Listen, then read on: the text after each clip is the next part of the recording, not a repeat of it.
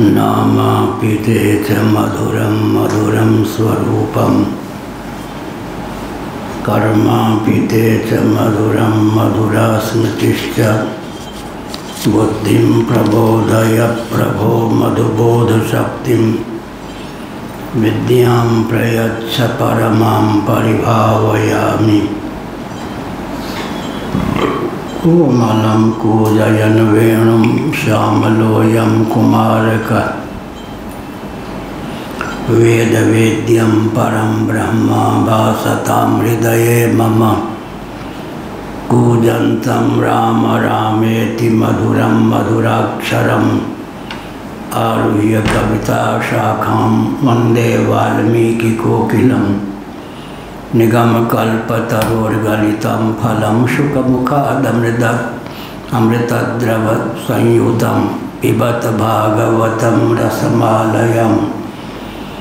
मुहुरहो रसिका भुवि भावुकाः तृणादपि सुनीचेन तरोरपि सहिष्णुना अमानिना मानदेना कीर्तनीय सदा हरि।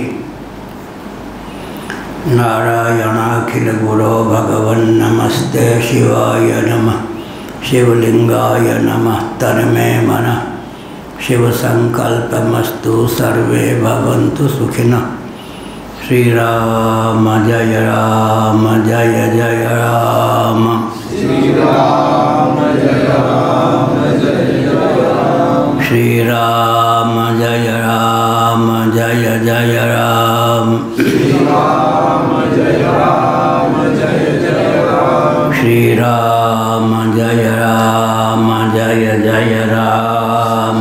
श्री राम जय राम जय जय राम। धर्म की जय हो, अधर्म का नाश हो, प्राणियों में सद्भावना हो, विश्व का कल्याण हो, गौ माता की जय हो, गोहत्या बंद हो, भारत अखंड हो, सर्वभूत हृदय धर्म सम्राट श्री स्वामी करपात्री जी महाराज की जय हो, श्री जगन्नाथ महाप्रभु की जय हो, श्री बलभद्र महाप्रभु की जय हो, भगवती सुभद्रा देवी की जय हो, चक्र सुदर्शन महाभाग की जय हो। हर हर महादेव। गोविंद जय जय गोपाल जय जय। गोविंद जय जय गोपाल जय जय। राधा रमण हरि गोविंद जय जय। राधा रमण हरि गोविंद जय जय। श्री कृष्ण गोविंद हरे मुरारे। श्री कृष्ण गोविंद हरे मुरारे। हे नाथ नारायण वासुदेव। हे नाथ नारायण वासुदेव। गोविंद जय जय गोपाल जय जय। गोविंद जय जय गोपाल जय जय। राधा रमण हरि गोविंद जय जय। राधा रमण हरि गोविंद जय जय। गोविंद जय जय गोपाल जय जय। गोविंद जय जय गोपाल जय जय। राधा रमण हरि गोविंद जय जय। राधा रमण हरि गोविंद जय जय। गोविंद जय जय गोपाल जय जय। गोविंद जय जय गोपाल जय जय। राधा रमण हरि गोविंद जय जय। राधा रमण हरि गोविंद जय जय। श्री वृंदावन वृंदावन विहारी लाल की जय। नमो माधव्य शंभो शिव शिव शिव शिव शिव शिव नारायण नारायण नारायण।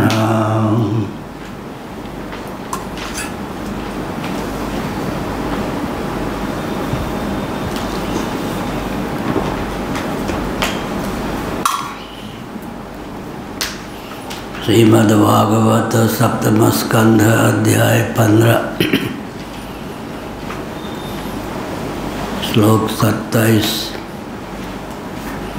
28, 29, 30। एष वै भगवान् साक्षात् प्रधान पुरुषेश्वरः। 30 से चलेगा। हाँ 30 से यह 30। यश्चित्त विजये यत्तस्यान्निसंगो परिग्रह एको विविक्त शरणो भिक्षुर्भिक्षामिताशनः। देशे शुचौ समे राजन् संस्थाप्यासनमात्मनं स्थिरं समं सुखं तस्मिन्नासीतर्ज्वङ्गसोमिति। नारायण। श्रीमद्भागवत 7:15-30।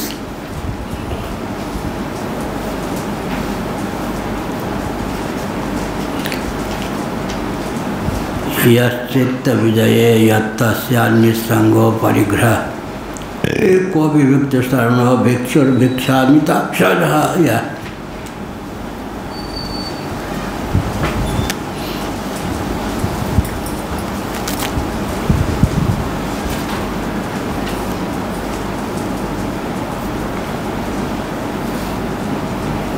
यत्तः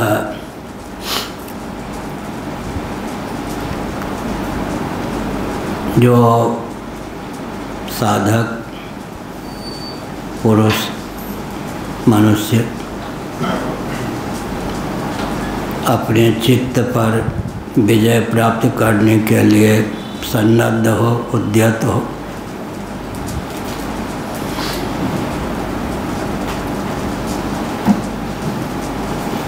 निस्संगो परिग्रह, वह निस्संग हो, आसक्ति का त्याग करे और परिग्रह का त्याग करे। संग्रह परिग्रह समासक्ति से सुदूर हो, निवृत्ति परायण हो जाए, संन्यास ग्रहण करे।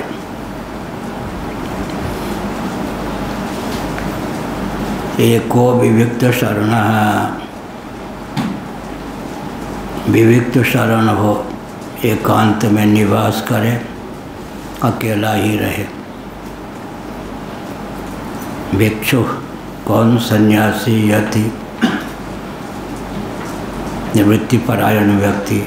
भिक्षामिताशन, भिक्षावृत्ति से जीवन निर्वाह करे। मिताशन, परिमित भोजन करे, इतना भोजन न करे कि 24 घंटे में 10 घंटे सोता ही रह जाए।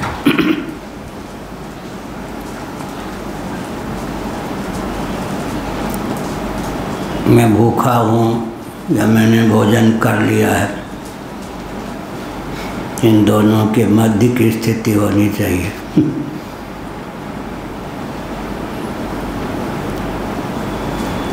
मिताशना।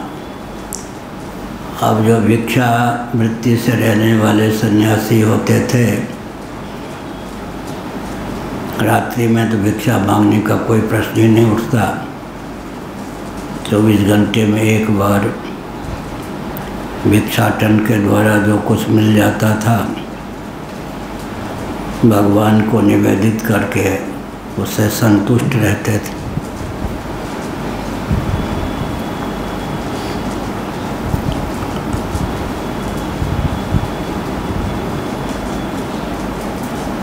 इस प्रकार से अन्न का संग्रह भी ऐसे निवृत्ति परायण सन्यासी के लिए उचित नहीं।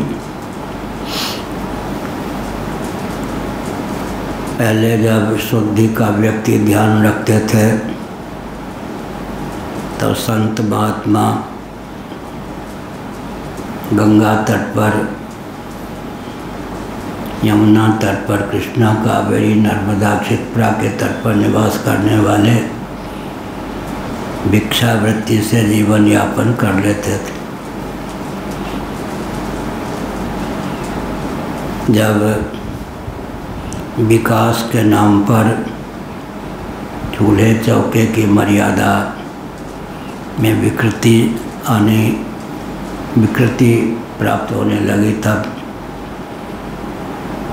संतों ने साथ में ब्रह्मचारी को रखना प्रारंभ किया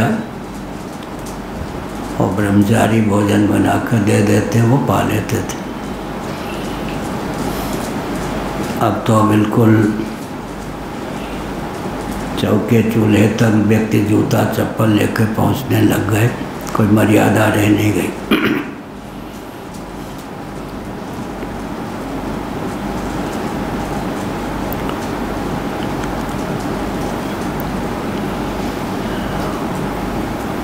कई बार मैंने कहा कि मैं स्वतंत्रता का पक्षधर हूँ,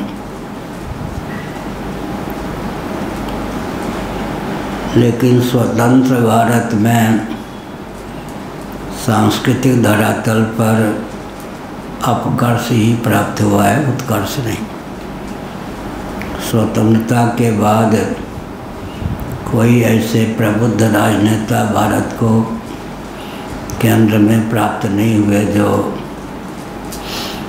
सनातन सिद्धांत के प्रति आस्थान्वित होकर देश को तदनुकूल चलाते। लोकतंत्र की विडंबना भी है। तो हमने संकेत किया कि सांस्कृतिक धरातल पर तो प्रतिक्षण पतन ही हो रहा है। वर्णाश्रमोचित वेशभूषा का विलोप ही परिलक्षित होता है।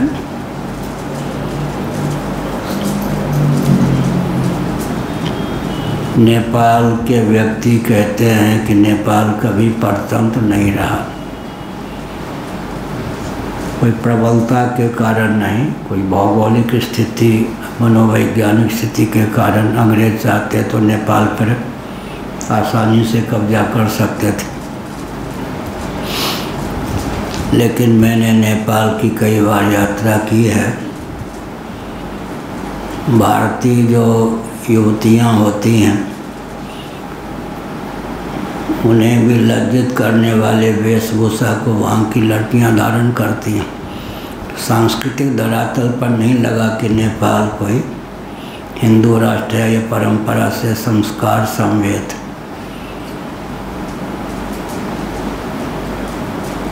तो निंदा में तात्पर्य नहीं है। साथ ही साथ मैंने ये भी देखा नेपाल में कि एक ज़िले में 3-4 व्यक्ति कम से कम होते हैं जो कहते हैं हिंदू राष्ट्र नेपाल होना चाहिए। अंदर से वे शासन तंत्र से सहमत होते हैं, शासन तंत्र के पोषक होते हैं और शासन तंत्र से पोषित होते हैं। बाहर से स्वयं को हिंदू राष्ट्र के पक्षधर बताते हैं और एक एक जिला में 4-4, 5-5 व्यक्ति ऐसे होते हैं जिनकी मनोभावना होती है कि उन्हीं के नेतृत्व में नेपाल हिंदू राष्ट्र बने। बहुनायकवाद के कारण और द्वैधी भाव के कारण वहाँ भी कोई सांस्कृतिक धरातल पर उत्कर्ष हो ऐसा परिलक्षित नहीं होता।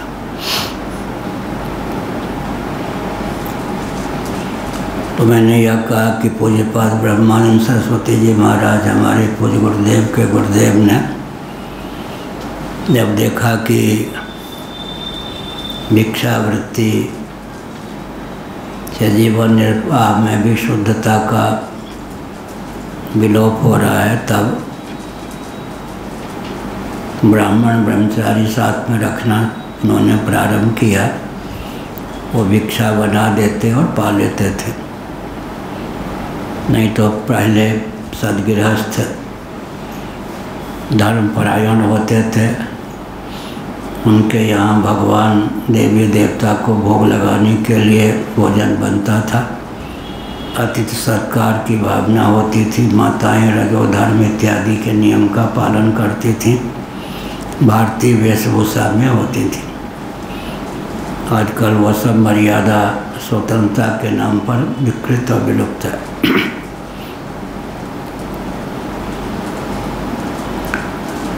देशे शुचौ समय राजन संस्थाप्यासनमात्मनः स्थिर समम सुखम तस्मिन्नासीतर्द्वंग ओमिति। राजन का देवर्षि नारद ने युधिष्ठिर जी को प्रबोधित करते हुए कहा। नारद जी तो लाखों वर्ष पहले प्रकट हुए ब्रह्मा जी से, लेकिन धर्मराज युधिष्ठिर जी को भी उन्होंने दर्शन दिया, इतना विस्तृत उपदेश दिया। इससे युधिष्ठिर जी की पात्रता सिद्ध होती है। हमने कई बार संकेत किया कि स्वस्थ क्रांति के उद्भाषक का नाम लेंगे तो नारद जी का नाम लेना ही होगा। चाहे कृतयुग में हो, चाहे त्रेता में, चाहे द्वापर में, तीनों युगों में जो भी क्रांति हुई देवर्षि नारद की सूझबूझ के कारण, सहभागिता के कारण।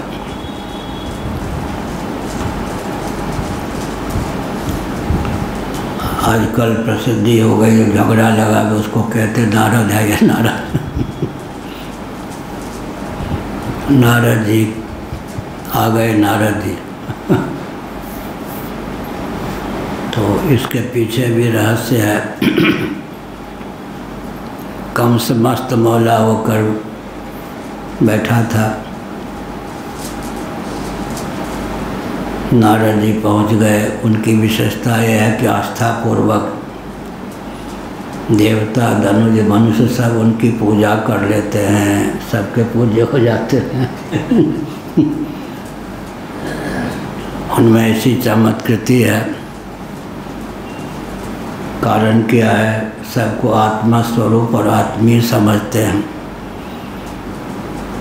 जो सबको आत्मा स्वरूप और आत्मीय समझता हो, सबका हितैषी हो, हितज्ञ हो, हित करने में तत्पर हो, समर्थ हो, उसके जीवन में देवर्षि नारद जैसी दिव्यता आती है। वही पूज्य सिद्ध होता है, सबकी आस्था का केंद्र सिद्ध होता है। लेकिन नारद जी का एक स्वभाव है, मस्त बोले कंस को कहा, बड़े निश्चिंत दिखाई पड़ते हो। अच्छा, तुमने यह सुन रखा है कि तुम्हारी जो लाडली प्यारी बहन है देवकी, उसके 8वें गर्भ से एक लाला उत्पन्न होगा, उससे कोई खतरा है। 7 तक से कोई खतरा नहीं है। तुम्हें पता नहीं है, बेसुध हो तुम। ये जितने तुम्हारे मंत्री और सेवक हैं, परिवार के सदस्य हैं, तुम्हारे अनुगमन करने वाले कोई नहीं है। तुम्हारा अनुगमन कोई नहीं करता। ये सब देवताओं के अवतार हैं, तुमको घेरे हुए हैं, तुम्हारे मरवाने के लिए ही सारी भूमिका प्रस्तुत कर रहे हैं। तो कंस की जो आसुरी वृत्ति सुसुप्त थी वो दीप्त हो गई, और नारायण कहते हुए नारद जी वीणा बजाते हुए चले गए। यही उनका स्वभाव है। दैवी संपत्ति संपन्न व्यक्तियों की दैवी संपत्ति को भार देना, आश्वी संपत्ति संपन्न व्यक्तियों की आश्वी संपत्ति को उभार देना, दोनों को भिड़ा देना, धर्म युद्ध के माध्यम से स्वस्थ साम्राज्य की स्थापना का मार्ग प्रशस्त करना, या सबका हितैषी, सबका हितज्ञ, सबके हित करने में तत्पर समर्थता से संपन्न होना, सबको आत्मीय और आत्मस्वरूप समझना, इन वाक्यों के माध्यम से पूरे नारद जी के स्वरूप का चित्रण, प्रभाव का चित्रण, स्वभाव का चित्रण कर दिया गया।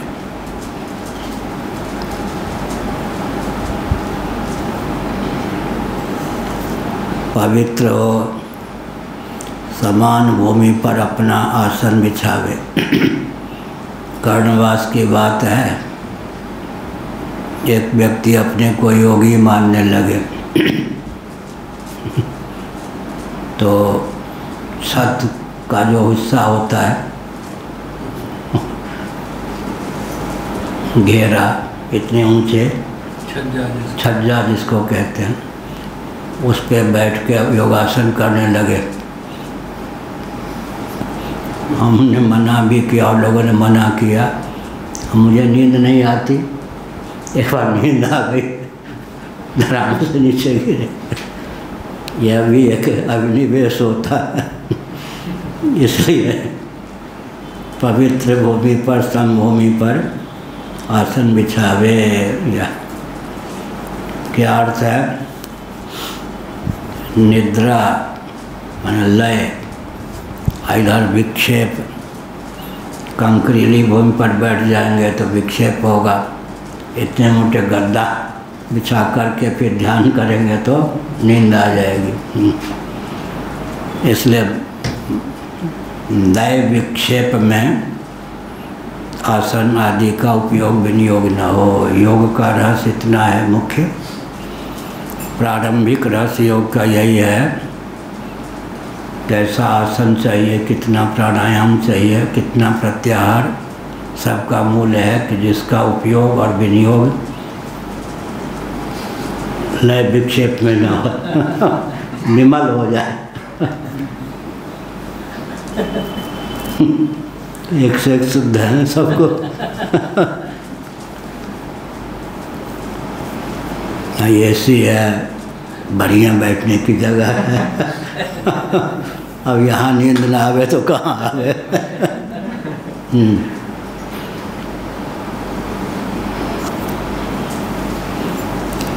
शुचे देशे शुचौ समय राजन। शुद्ध देश होना चाहिए। देश का अर्थ है क्षेत्र, स्थान,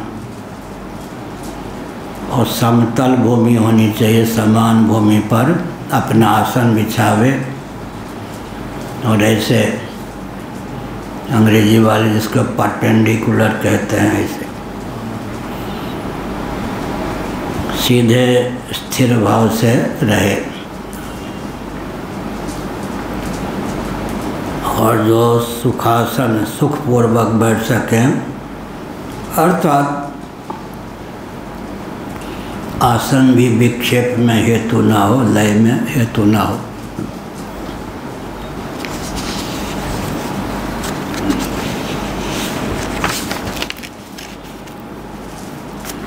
उसके बाद जप करे किसका, इस पर कहा। ओमिति उपलक्षण है। अपने अधिकार की सीमा में गुरु के द्वारा प्रदत्त बीज मंत्र का ऐं ह्रीं क्लीं ओम अधिकार की सीमा में शुचिता का ध्यान रखते हुए जप करना चाहिए। सूत संहिता में लिखा है कि ऐं ह्रीं क्लीं, ये जो हैं तांत्रिक प्रणव हैं।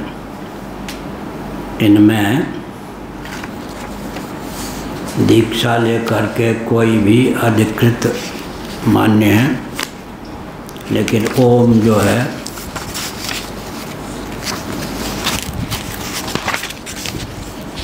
वैदिक प्रणव है, इसमें सब अधिकृत नहीं है। आजकल एक धारणा बन गई,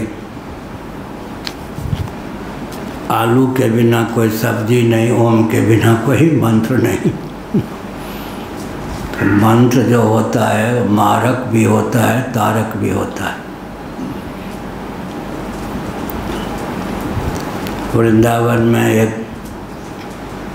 महानुभाव रहते थे, उनका नाम था पंडित ताराचंद शर्मा।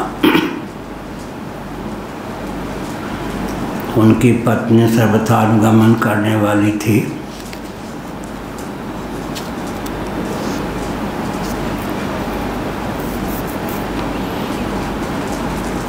लेकिन वो ताराचंद जी श्रौत मुनि आश्रम में लेखा जोखा का काम करते थे। सीमित आमदनी में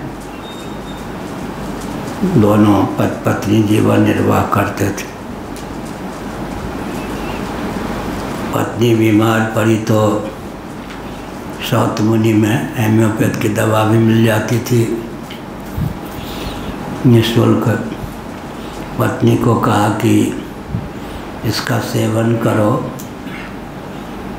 अगर दवा लाभ नहीं करेगी तो कोई हानि भी नहीं करेगी, हेम्योपैथ की विशेषता है। पत्नी ने कहा पंडित जी तुम्हारी बुद्धि बिगड़ गई है जिसमें लाभ देने की क्षमता है उसके द्वारा हानि भी हो सकती है। पंडित जी का मुँह बंद हो गया। शाम को घूमने जाते थे हम, पंडित जी हमारे साथ होते थे। वृंदावन में, शुक्ताल आदि में होते, हिमालय में, हरिद्वार आदि में हमारा घूमना बहुत प्रसिद्ध था। 5, 7, 8, 10 व्यक्ति साथ में होते, प्रश्न करते जाते, उत्तर में देता जाता। मुजफ्फरनगर आदि में भी, शुक्ताल में भी। पंडित ताराचंद जी ने कहा, पंडितानी ने ऐसा उत्तर दिया कि मेरा मुँह ही बंद हो गया। पंडित जी तुम्हारी अकल मारी गई है, जिसमें लाभ करने की क्षमता है उसमें हानि देने की भी क्षमता है। जो लाभकर है हानिप्रद भी है, लाभप्रद हानिप्रद भी है। बात ठीक है। इसीलिए अपने अधिकार की सीमा में ऐंग ह्रीं क्लीं ये सब या ओम का जप करें। तस्य वाचकः प्रणवः, योग दर्शन के अनुसार वाचक प्रणव है। वाचक माने वाच्य परमात्मा को बताने वाला, भगवान का नाम, भगवान नाम। नामाधीन वस्तु का ज्ञान होता है, ज्ञानाधीन वस्तु की उपयोगिता होती है। इसलिए नाम का बहुत महत्व है। तुलसीदास जी ने लिखा, सुमेरिय नाम रूप बिनु देखे, आवत हृदय स्नेह विसेखे। भले ही भगवान के रूप का दर्शन न हुआ हो, लेकिन भगवान नाम का स्मरण करना चाहिए। सुमरिय नाम रूप बिनु देखे। पहला लाभ क्या है? आवत हृदय स्नेह विसेखे। नामस्मरण के माध्यम से, नामस्मरण के प्रभाव से हृदय में आह्लाद, प्रीति, स्नेह का उदय होता है। या सुमरिय नाम रूप बिनु देखे, आवत हृदय स्नेह विसेखे। नाम लेत भव सिंधु सुखाई। कई बार इस सत्र में हमने कहा नाम लेने की विधा है अर्थानुसंधान पूर्वक। नाम लेने की एक विधा यह है कि व्यक्ति भवसागर में था पा सकता है। एक विधा है कि भवसागर के पार जा सकता है। एक विधा है कि भवसागर से सूख सकता है। एक विधा क्या है? भव सिंधु आनंद सिंधु के रूप में उल्लसित हो सकता है। अधिकार भेद से अर्थानुसंधान पूर्वक नाम लेना चाहिए, लेकिन नाम के प्रभाव। पहला प्रभाव क्या हुआ? भवसागर था जो पावा। भगवान नाम का आलम्बन लेकर हम भवसागर में था पा सकते हैं। डूब नहीं सकते। दूसरा प्रकार है कि भवसागर के पार जा सकते हैं। तीसरा प्रकार है भवसागर सूख सकता है। चौथा प्रकार है कि आनंद सिंधु में भव सिंधु की भावना हो गई है, इसलिए भव सिंधु आनंद सिंधु के रूप में उल्लसित हो सकता है। नाम लेत भव सिंधु खाई भवसागर चौथा जो पावा, यह सब तुलसीदास जी ने इन सब भावों को अपने शब्दों में व्यक्त किया। पिछले दिनों हमने कहा अर्थानुसंधान पूर्वक वैखरी वाक, जैसे मैं अभी बोल रहा हूँ, इसका नाम वैखरी वाक। नाभ हृदय सहित अतिरिक्त जो 8 संस्थान हैं, 10 संस्थान के माध्यम से जिस वाक की निष्पत्ति होती है, व्याकरण के अनुसार उसका नाम है वैखरी वाक। अकु विसर्जनीया नाम कंठा इत्यसा नाम तालु ऋतुरसा नाम मूर्धा इत्यादि लवकौमुदी आदि के अनुसार ये वैखरी वाक। मनोगत वाक के द्वारा जब जप होता है तो मध्यमा वाक। बुद्धिनिष्ठ मनोगत वाक के द्वारा जब जप होता है तब पश्यंती वाक है। आत्मचैतन्य से अधिष्ठित अव्यक्त निष्ठ बुद्धिगत वाक के द्वारा जब जप होता है तो परावाक। इसलिए वैखरी वाक, मध्यमा वाक, पश्यंती वाक, परावाक, ये आरोहक क्रम। और अभी जो हम बोल रहे हैं, कोई भी व्यक्ति बोलता है तो परावाक पश्यंती वाक का रूप धारण करती है। पश्यंती वाक मध्यमा वाक का रूप धारण करती है। मध्यमा वाक वैखरी वाक का रूप धारण करती है। अपने जीवन में यह प्रक्रिया तो नित्य ही है, लेकिन रहस्य समझने पर फल प्राप्त होता है। या जीवन में क्या नहीं है, विश्व है, तेजस है, प्राज्ञ है, तुरीय है, परमात्मा भी जीवन में है, सब कुछ है, लेकिन निष्ठा होनी चाहिए, तथ्य का ज्ञान होना चाहिए, तब काम बनता है। तो भगवान नाम का जप, नाम का बहुत महत्व है। इसलिए तुलसीदास जी ने कहा, सुमरिय नाम रूप बिनु देखे, भले ही रूप का दर्शन न हुआ हो, इष्ट देव के रूप का दर्शन न होने पर भी उनके नाम का जप करें, नाम में तन्मयता प्राप्त हो। जहाँ नाम होता है वहाँ नामी संश्लिष्ट होता ही है। प्रत्येक नाम अपने में नामी को संजोए होता है, ये एक दार्शनिक तथ्य है। इसलिए नाम में जो सन्निहित नामी, उसकी अभिव्यक्ति हो जाती है।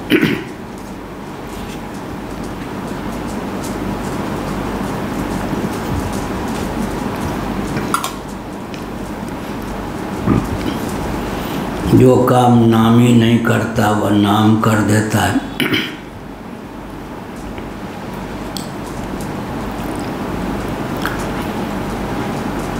लेकिन जिस नाम का नामी नहीं होता वो नाम व्यर्थ है। बंध्या पुत्र शशसिंह, बंध्या पुत्र नाम ही है, उसका कोई अर्थ नहीं। खरगोश के सिंह, शशसिंह नाम ही है, उसका कोई अर्थ नहीं। पर भगवान नाम, हमारे पूज्य गुरुदेव कहते थे और मांडुक्य उपनिषद शंकर भाष्य के अनुसार ही कहते थे, चिदानंद प्रधान भगवान की अभिव्यक्ति का नाम है नाम। सदानंद प्रधान भगवान की अभिव्यक्ति का नाम है रूप। नाम और रूप दोनों रूपों में भगवत तत्व की ही अभिव्यक्ति है। सदानंद प्रधान अभिव्यक्ति है, रूप चिदानंद प्रधान अभिव्यक्ति है। नाम जो सत है वही चित है, वही आनंद है। व्यावर्त के भेद से व्यावर्तक में भेद है। क्योंकि जगत अनित्य है, अचित है, दुखप्रद है या दुख रूप है, इसलिए भगवान को सत चित आनंद तीन रूपों में कहा गया। अनित्य का व्यावर्तन करने के लिए सत, अचित का व्यावर्तन करने के लिए चित, दुख ताप वेदना का व्यावर्तन निरसन करने के लिए आनंद।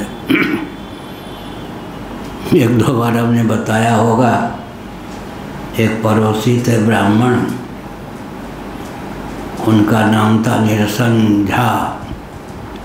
निरसन, बच्चे तो होते ही हैं, बच्चे हम लोग आपस में विचार करते, किसी का नाम है भोलानाथ, किसी का शिव शंकर, किसी का राम कृष्ण, बात समझ में आ जाती। किस पागल ने इस पंडित का नाम रखा होगा निरसन? आपस में स्वयं को मूर्ख नहीं समझते थे। किस पागल ने नाम रखा होगा निरसन? और निरसन क्या होता बताओ? भोलानाथ ये भी ठीक है, शिव शंकर ये सब ठीक है, राम कृष्ण नाम ठीक है, लेकिन निरसन निरसन निरसन ठीक कहते हो, किसी पागल ने रखा होगा। मूर्ख ही नहीं, वो मूर्ख होगा वो जिसने नाम रखा होगा। जब दर्शन शास्त्र से पाला पड़ा तो सोचा वो बहुत बड़े विद्वान ने नाम रखा होगा निरसन। अतन निरसने न तद व्यावृत्तिया। शिव महिम्न स्तोत्र वेद स्तुति आदि में अतन निरसने न तद व्यावृत्तिया, व्यावृत्ति निरसन या निषेध नेति, ऐसे तो नेति नेति निरसन हो जाता है। यहाँ पर भगवान नाम का जप भी करे, नाम में नामी को अभिव्यक्त करने की क्षमता होती है। यह कहा नाम में अचिंत्य शक्ति का सन्निवेश है। जब कोई व्यक्ति खर्राटे लेकर सोया होता है, उसका नाम लेकर उसे पुकारा जाता है, तब वह अपना नाम सुनकर जगता है। नहीं कह सकते, नाम सुनकर जगता है तो सोया हुआ सिद्ध नहीं होता। जगने के बाद नाम सुनता है तो नाम जगाने वाला सिद्ध नहीं होता। तो फल बल कल्प यह सिद्धांत है कि नाम में सन्निहित अचिंत्य शक्ति के बल पर सोया हुआ व्यक्ति जब उसका नाम लेकर पुकारा जाता है तो जग पड़ता है। या शब्द में अचिंत्य शक्ति का सन्निवेश, जब लालू कालू आदि जो शब्द हैं उनमें भी अचिंत्य शक्ति का सन्निवेश है, तब वेदादि शास्त्र सम्मत जो नाम है राम कृष्ण शिव वामन माधव अच्युत केशव, ये इनमें अचिंत्य शक्ति का सन्निवेश तो कई मुत्कर न्याय से सिद्ध है। यह प्राणापानो सन्निरुन्ध्यात् पूरकुंभकरे च कैः यावन् मनस्त्यजेत् कामान् स्वनासाग्र निरीक्षण। यह का 32वां श्लोक। यावन् मनः त्यजेत् कामान् स्वनासाग्र निरीक्षण। जब तक मन संकल्प प्रभाव कामनाओं को छोड़ न दे, तब तक नासिका के अग्रभाग पर दृष्टि जमाकर पूरक कुंभक रेचक प्राणायाम का आलम्बन ले और अपान की गति को रोके रहे। प्राणापान गति रुद्ध्वा गीता में।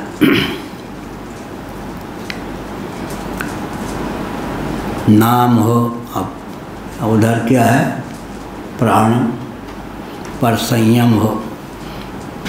सगर्भ प्राणायाम, इसका नाम क्या होता है, सगर्भ प्राणायाम।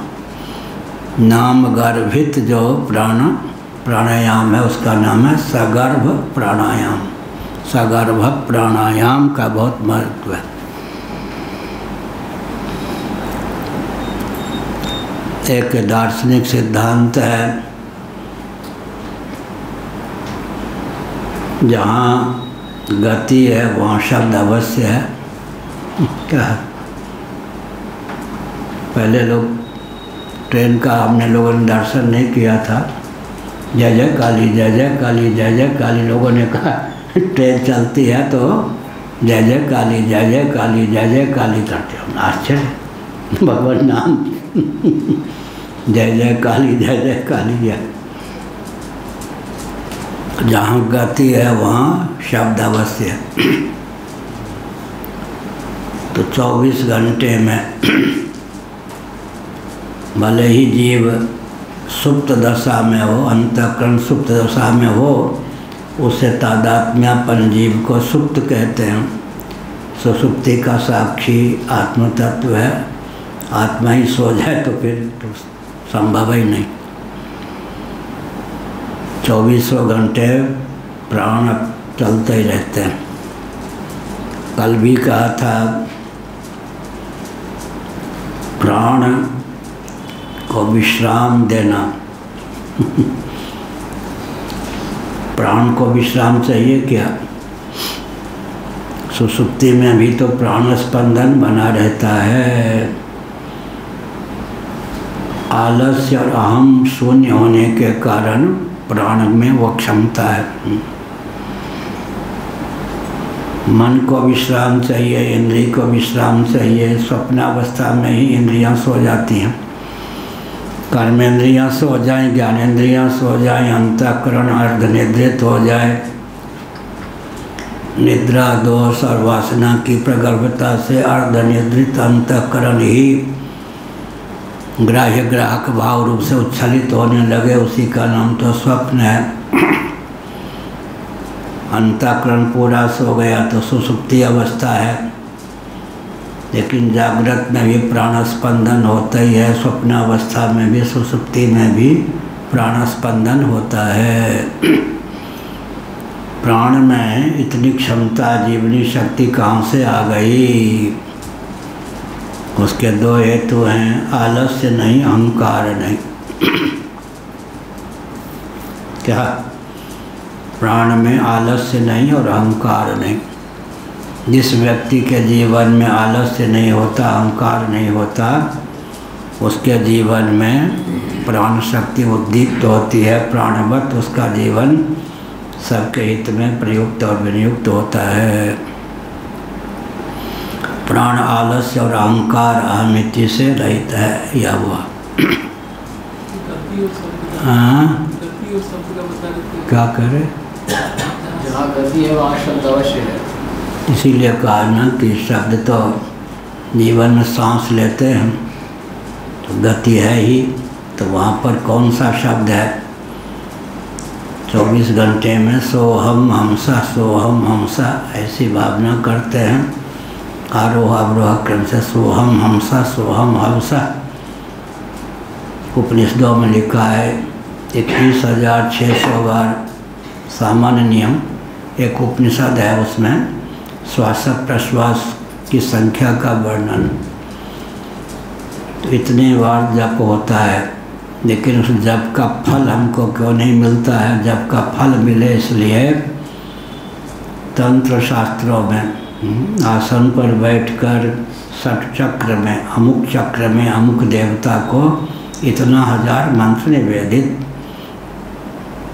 श्री विद्यावरिवस्या हमारे पूर्वदेव का ग्रंथ है, उसमें भी यह तथ्य है। अमुक चक्र में अमुक देवता को इतना 1000 समर्पित। तो बुद्धिपूर्वक नहीं, स्वभाव से ही जितना जप होता है, बुद्धिपूर्वक अगर एक एक चक्र पर स्थित एक एक देवता को संख्या के अनुसार जप निवेदन कर दें तो अनायास जो जप होता है, अपनी ओर से प्रयास न करने पर, बुद्धि न लगाने पर, बुद्धि और प्रयत्न निरपेक्ष दशा में भी जो जप होता है वो जप फलीभूत हो जाता है। प्राणापानो सन्निरुध्यात् पूर्वकुंभक रेचकैः यावन् मनस्त्यजेत कामान् स्वनासाग्र निरीक्षण। अब वो गीता में भी नासाग्र यह, अब उसमें भी कुछ लोग कहते हैं कराग्रे, कर का अग्र क्या कहेंगे, इसको कहेंगे इसको कराग्रे बस लक्ष्मी, कर मध्य में सरस्वती, कर मूल में गोविंद, कर का अग्र ये कहें या यह कहें। अग्र जब होता है तो मूल का नाम अग्र हुआ या बाद के तक अनुज हो जाते हैं कराग्र। कुछ लोग कहते कर का हाथ का अग्र भाग यह है, कुछ यह नासाग्र, इसको माने या इसको माने, नासा का अग्र भाग क्या कराग्र, कराग्रे वस्ते लक्ष्मी, कर मध्य सरस्वती, कर मूले च गोविंद, इसको मानते हैं लो। भृगु जी कराग्र कौन है, यह मूल। ठीक, जब प्रतिद्वंदी होता है अग्रज अनुज, अग्र माने पूर्व के अर्थ में, नासाग्र या ये नासा का अग्र भाग ये भी कह सकते हैं, और अग्र का अर्थ मूल भी हो जाता है। यह दोनों भ्रिकुटी के मध्य में जो है ये नासाग्र है। योग में, योगियों में कोई कहते यह है, लेकिन मूलतः यह है नासाग्र। तब ध्यान का विषय ये है, कोई स्थान विषय थोड़े। आलंबन लेने के लिए शाखा चंद्रन न्याय से क्या, देखो देखो दूज का चांद देखना है, इस टहनी पर ध्यान केंद्रित करो, फिर ऊपर उसको ऊपर ले जाओ।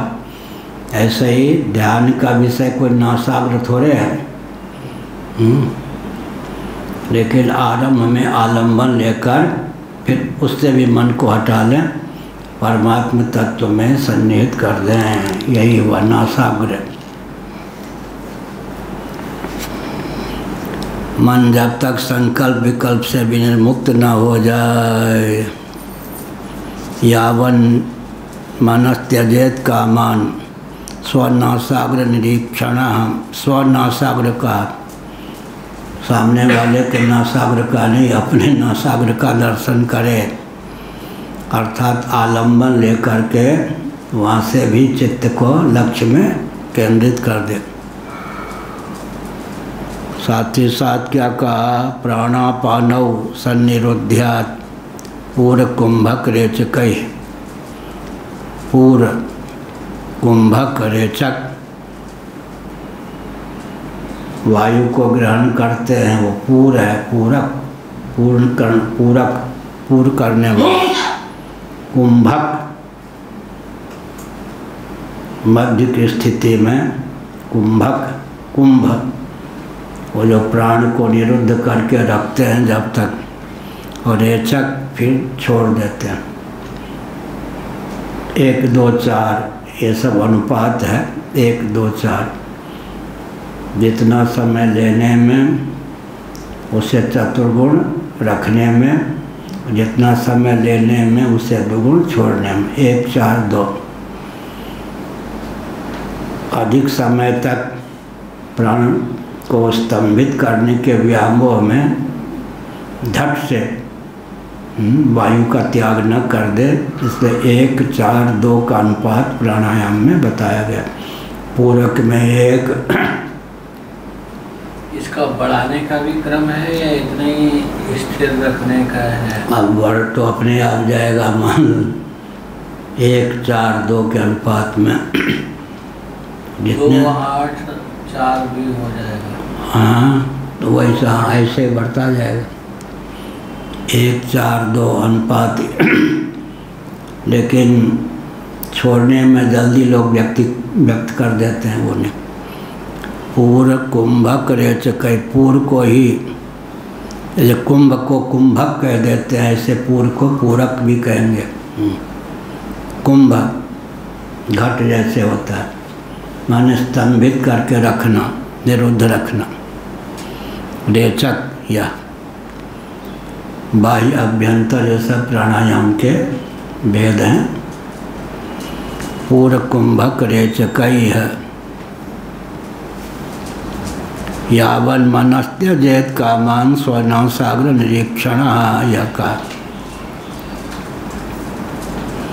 जब तक मन कामनाओं का, संकल्पों का, विचारों का त्याग न करे,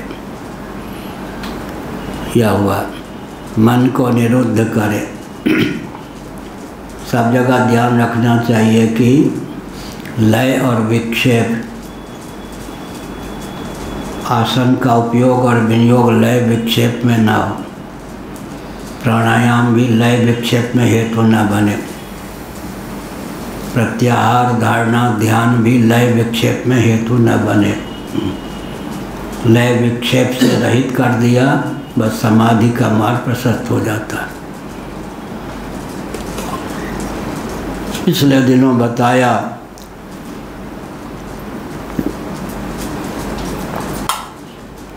समाधि ही जीवन है। क्या हमारे आपके जीवन में भगवत प्रदत्त समाधि की जो दशा है, उस दशा के कारण ही हम विक्षिप्त होने से बचे रहते हैं। घटाकार वृत्ति शांत हो गई, पटाकार वृत्ति का उदय नहीं हुआ है। यह जो अंतराल की दशा है, उसमें समाधि रहती है। कुछ लोग यूँ बोल देते हैं, वृत्त्यंतर से वृत्ति करती है, घटाकार वृत्ति है, फिर पटाकार वृत्ति हो जाएगी तो घटाकार वृत्ति शांत हो जाएगी। ऐसा लोग बोलते हैं। तो पागल हो जाएगा व्यक्ति। एक विषय के आकार की वृत्ति टूट गई, दूसरे विषय के आकार की वृत्ति बनी नहीं है। अंतराल दशा में समाधि है या नहीं? यह जो क्षणिक समाधि है, यही व्यक्ति को पागल होने से बचाए रखती है। समाधि जीवन है। अब कोई व्यक्ति चिंता इत्यादि के वशीभूत हो जाए, अंतराल को खो देता है। मनोराज इतना तीव्र होता है कि मध्य की जो भूमि अंतराल वो टूट जाती है, तो विक्षिप्त हो जाता है। इसलिए समाधि जीवन है। एक विषय के आकार की वृत्ति शांत हो गई, दूसरे विषय के आकार की वृत्ति, दूसरे विषय के आकार की वृत्ति का उद्भव नहीं हुआ है। यह जो अंतराल है, यह क्षणिक समाधि व्यक्ति के जीवन का हेतु है। इसलिए इतना विक्षेप, इतना दायित्व मत मोल ले, अंतराल की अवस्था ही टूट जाए। यह का प्राणापानो सन्निरुध्या निरुंध्यात् पूर्व कुंभक रेचकई है। पूरक के बाद कुंभक, कुंभक के बाद रेचक, फिर पूरक, फिर कुंभक, फिर रेचक, यह क्रम हो। यावन मनस्त्यजेत कामान स्वनासाग्र निरीक्षण, तब तक अपने नासिका के अग्रभाग का निरीक्षण करें। इसका अर्थ भी है नासाग्र का अवलोकन करे। गीता में यहाँ निरीक्षण करे, यह लक्ष्य थोड़े है। इसका मतलब आरंभ में नासाग्र इसको कहेंगे, नासा का अग्रभाग। कराग्र जैसे यह है, ऐसे नासा का अग्रभाग यह मृकुटी। कुछ लोग करते हैं यह, तो यह तो दृष्टिगोचर होता है। उसमें भी एक दिन हमने बताया था, उपनिषदों के अनुसार दक्षिण नेत्र में वाम नेत्र की अपेक्षा अधिक उद्दीप्ति रोशनी होती है, दृष्टि अधिक प्रखर होती है। एक महानुभाव ने कहा कि यह बात तो समझ में नहीं आती। वो दिल्ली हाई कोर्ट के रिटायर्ड जस्टिस थे, विपिन चंद्र मिश्र पहले नाम था, संन्यास का नाम हुआ विपिन चंद्रानंद सरस्वती। उपनिषदों में लिखा है दाईं आँख में रोशनी दीप्ति अधिक होती है बाईं की अपेक्षा। तो उन्होंने कहा इस बात पे आस्था नहीं हो पा रही। हमने कहा सुनिए देख ये ऐसे यह तो दिख जाएगा, दाईं आँख की उद्दीप्ति से रोशनी से ये हिस्सा दिख जाएगा, बाईं आँख से ये देख लेंगे क्या है? प्रयास कीजिए। इससे सिद्ध ही है कि दाईं अब प्रबल जी पवन यहाँ को हंसी आई। इसका अर्थ क्या है? दाईं आँख में उद्दीप्ति रोशनी अधिक है बाईं आँख की अपेक्षा।